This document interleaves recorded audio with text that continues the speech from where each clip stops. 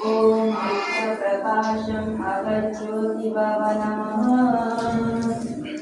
ॐ निरूपमानाय अगज्योतिभव नमः।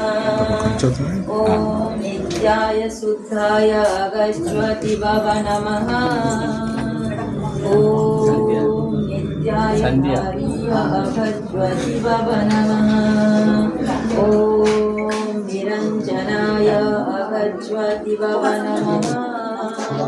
ॐ परं ब्रह्मये अगज्योतिभव नमः।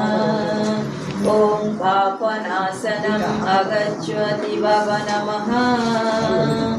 ॐ श्री पुरुषोत्तमने अगज्योतिभव नमः। ॐ श्री फलशक्तये अगज्योतिभव नमः। ॐ बहुभक्तरे अगज्योतिभव नमः।